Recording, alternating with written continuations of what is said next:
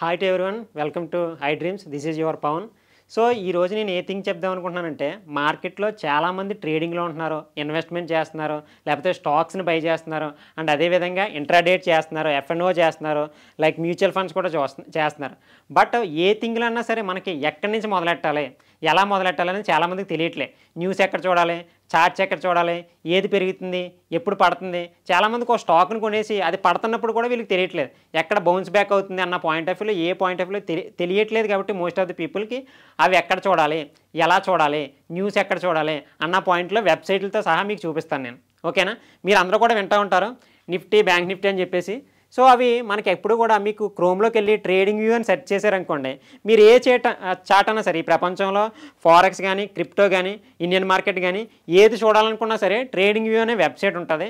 ఇదన్నీ కూడా మీకు ఇక్కడ ప్లస్ సింబల్ ఉంటుంది, దీంట్లో వెళ్ళి సెర్చ్ చేశారనుకోండి, ప్రతిదీ కూడా మీకు ఏ స్టాక్నన్నా సెర్చ్ చేయొచ్చు. మనం దీంట్లో ఆ చార్ట్ ఎక్కడ ఉంది, ఏ ప్రైస్ దగ్గర ఉంది, ఏ ఇండెక్స్ ఎక్కడ ఉంది అని మనం ఎవ్రీథింగ్ కూడా తెలుసుకోవడానికి ఈ ట్రేడింగ్ వ్యూ వెబ్సైట్ అని చెప్పేసి యూజ్ అవుతుంది అనమాట. ఇక్కడ వాచ్ లిస్ట్ అన్నది కదా, వాచ్ లిస్ట్ దగ్గర మీకు ఇష్టం వచ్చిన ప్లస్ కొట్టి మీకు ఏదైతే స్టాక్ మీరు చూద్దాం అనుకుంటున్నారో ఆ స్టాక్ని సెర్చ్ చేస్తే మీకు ఇక్కడ రిప్రజెంట్ అవుతుంది అనమాట. సో అదేవిధంగా స్టాక్స్ని, ఫండ్స్ని, ఫ్యూచర్స్ని, ఫారెక్స్ని, క్రిప్టోని, ఇండెక్సెస్ని, బాండ్స్ని, ఎకానమీని, ఆప్షన్స్ని ఏదన్నా సరే మనం చూసి ఇక్కడ మనం అబ్జర్వ్ చేయొచ్చు అనమాట.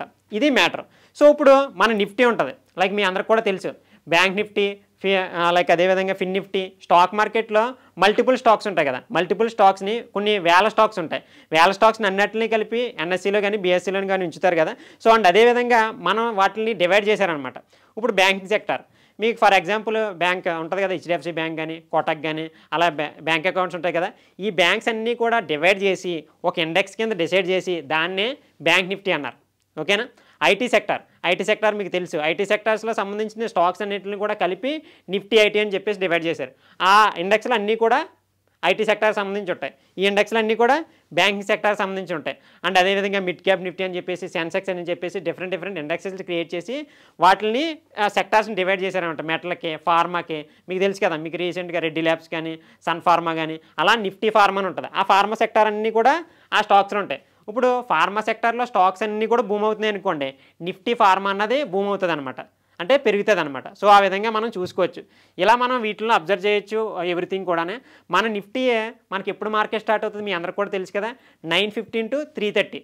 సో 9:15 కంటే ముందు గ్యాప్ అప్ ఓపెన్ అవుతుంది, ఈరోజు మార్కెట్ అప్ సైడ్ వెళ్తుంది, డౌన్ సైడ్ వస్తుందని కొంతమంది ప్రీ మార్కెట్లు అని చెప్పేసి ముందుగానే అనాలిసిస్ చేసి చెప్తారు.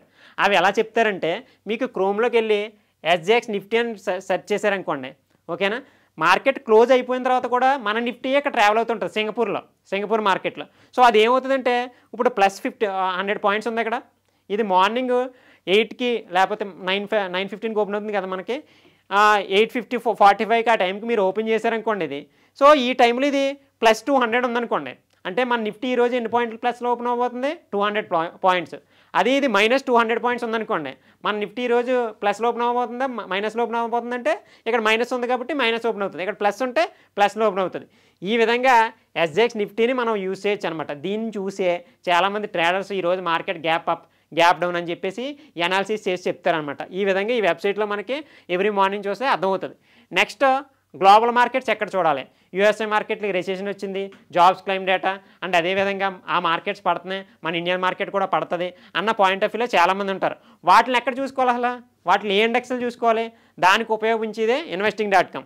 మీరు క్రోమ్లోకి వెళ్ళి investing.com సెర్చ్ చేస్తే ఇక్కడ మేజర్ ఇండెక్సెస్ అని ఉన్నాయా మీరు చూడండి. మేజర్ ఇండెక్సెస్ అని అక్కడ క్లిక్ చేస్తే మీకు ఏదైతే అన్ని కంట్రీలు, గ్లోబల్ ఉన్న అన్ని కంట్రీలు కూడా మనకి ఇక్కడ కనపడతాయి. Like Dow Jones, SP 500, Nasdaqs. మనకి ఎలా అయితే బ్యాంక్ నిఫ్టీ ఉన్నదో, మనకి ఎలా అయితే స్టాక్ మార్కెట్ ఉందో, ప్రతి కంట్రీకి కూడా స్టాక్ మార్కెట్ అన్న ఉంటుంది కదా. సో వాటిలో ఇండెక్స్లు అని చెప్పాను కదా, బ్యాంకింగ్ సెక్టర్ని ఒక రకంగా డివైడ్ చేశారు, ఐటీ సెక్టర్ని ఒక ఇండెక్స్లో డివైడ్ చేశారని, అలాంటి ఇండెక్స్లు అనమాట ఇవి యూఎస్ మార్కెట్స్కి. యూఎస్ఏ మార్కెట్స్ని ఫాదర్ ఆఫ్ ద మార్కెట్స్ అంటారు, మీ అందరికి కూడా తెలుసు కదా. అంటే ప్రపంచంలో టాప్ 30 కంపెనీస్ ఎక్కడ ఉన్నాయి, యాపిల్, టెస్లా, ఇవన్నీ కూడా ఎక్కడ ఉన్నాయి, యూఎస్లోనే కదా. అలాగే టాప్ 30 కంపెనీస్ యూఎస్లో ఉన్నాయి కాబట్టి యూఎస్ మార్కెట్స్ ఎలా అయితే ట్రావెల్ అవుతుందో, ఏదైతే సబ్ కంట్రీస్, మన ఏదైతే కంట్రీ డెవలప్ అవుతున్న కంట్రీస్ ఉన్నాయో అవి కూడా ఆ విధంగానే మనకు మూవ్మెంట్ అయ్యే అవకాశం ఎక్కువ ఉంది. వీటిని ఎక్కడ చూడాలి బ్రో, అలా చూసుకోవాలనుకుంటే మాత్రం మీకు investing.com అని ఉంటుంది. దీంట్లో యూరోపియన్ స్టాక్స్ ఏంటంటే ఆఫ్టర్నూన్ 1 o'clock ఓపెన్ అవుతాయి, మనం అప్పుడు చూసుకోవాలి అది. అండ్ అగైన్ మనకి Singapore market, Japan market, every మార్కెట్లకు సంబంధించింది కూడా ఉంటాయన్నమాట. ఇది మార్కెట్ ఓపెన్ అయ్యేదాకా కూడా మనకి ఇది ట్రావెల్ అవుతూ ఉంటుంది. యుఎస్ మార్కెట్ కూడా మన మార్కెట్ ఓపెన్ అయ్యేటప్పుడు క్లోజ్ అయిపోతుంది. మరి మన మార్కెట్ ఓపెన్ అయినప్పుడు మనం మళ్ళీ ఏం చూడాలి బ్రో అంటే మీకు ఇక్కడ చూడండి, మనం మేజర్ ఇండైసెస్ చూసాం. ఇప్పుడు ఇండైసెస్ ఫ్యూచర్స్ చూడాలి అంటే యుఎస్ మార్కెట్స్ క్లోజ్ అయినా సరే మనకి ఎస్జెక్ట్ నిఫ్టీ ఎలా ట్రావెల్ అవుతుందో అలాగే ఇండైసెస్ ఫ్యూచర్స్లో లైక్ మనకి యుఎస్ మార్కెట్స్ ట్రావెల్ అవుతుంటాయి అన్నమాట. సో వాటిని కూడా ఇక్కడ మీరు చూడవచ్చు. సో అప్డేటెడ్ వెర్షన్లో ఇందాక ఎలా అయితే ఎలా వచ్చాయో ఆ విధంగానే మీకు వస్తాయి.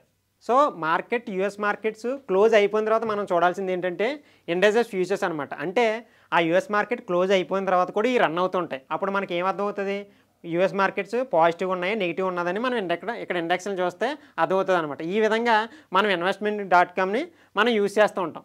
Next money control. Money control ఏంటంటే స్టాక్ మార్కెట్లో చాలామందికి న్యూస్ ఎక్కడ చూసుకోవాలి, ఈరోజు ఒక స్టాక్ నెగిటివ్ ఉంది, ఈరోజు ఒక స్టాక్ పాజిటివ్ ఉంది, లేకపోతే ఇండియన్ మార్కెట్ నెగిటివ్ ఉంది అని మనం ఎక్కడ తెలియాలి అంటే మనకు ఒక ప్రాపర్ ఇన్ఫర్మేషన్ ఉంటేనే కదా తెలుస్తుంది. ఆ ఇన్ఫర్మేషన్ ఎక్కడ వస్తుంది అంటే మనకి సో ఇక్కడ మనీ కంట్రోల్ అనే వెబ్సైట్ ఉంటుంది. దీంట్లో మీకు డైలీ అప్డేట్ అవుతుంటాయి అనమాట. రాకేష్ జుంజున్వాలా సంథింగ్ ఇవన్నీ కూడా వస్తున్నాయి కదా. సో ఇవన్నీ కూడా న్యూసెస్ వస్తాయి మీకు. దీంట్లోనే మ్యూచువల్ ఫండ్స్ వస్తుంది అండ్ అదేవిధంగా ఇన్ని పోర్ట్ఫోలియోస్ వస్తాయి, వాచ్ లిస్ట్ వస్తాయి, కమ్యూనిటీస్ వస్తాయి, మార్కెట్స్ వస్తాయి. మన మార్కెట్లో ఉండవు కదా, అన్ని కంట్రీస్కి మార్కెట్స్ ఉంటాయని చెప్పాను కదా. సో అలా మార్కెట్స్ ఎవ్రీథింగ్ కూడా మీకు ఇలా జనరేట్ అవుతా వస్తాయి అనమాట. ఈ విధంగా మనం వెబ్సైట్లను యూజ్ చేసి మార్కెట్ పాజిటివ్గా ఉంటుందా, నెగిటివ్గా ఉంటుందా, స్టాక్లో పాజిటివ్ న్యూస్ ఉందా, ఈరోజు నెగిటివ్ న్యూస్ ఉందా. ఇప్పుడు పొరపాటున మనకు న్యూస్ తెలియలేదు అనుకోండి, ఆ స్టాక్లోకి వెళ్ళి బై చేసేసాం అనుకోండి, ఈరోజు ఆ స్టాక్లో నెగిటివ్ న్యూస్ ఉంది, లేకపోతే ఏదన్నా కాంట్రాక్ట్లో రావడం కానీ రాకపోవడం కానీ ఏమన్నా జరిగినాయి అనుకోండి, టెండర్స్, అది నెగిటివ్గా తీసుకుంటుంది. సో ఈ విధంగా న్యూసెస్ని అబ్జర్వ్ చేసుకుంటే వెళ్ళాలన్నమాట. నేను పర్సనల్గా స్టాక్ మార్కెట్ని డివైడ్ చేసింది 3 టైప్స్లో డివైడ్ చేశాను. మీకు ఆల్రెడీ కూడా వేరే దాంట్లో కూడా చెప్పాను. ఇన్ఫర్మేషను, కన్ఫర్మేషను, ఎక్స్ట్రా కన్ఫర్మేషన్, ఇలా 3 విధాలుగా మనం డివైడ్ చేసి నేర్చుకోవాలన్నమాట. ఇదంతా కూడా ఇన్ఫర్మేషన్ మెథడ్లోకి వస్తుంది.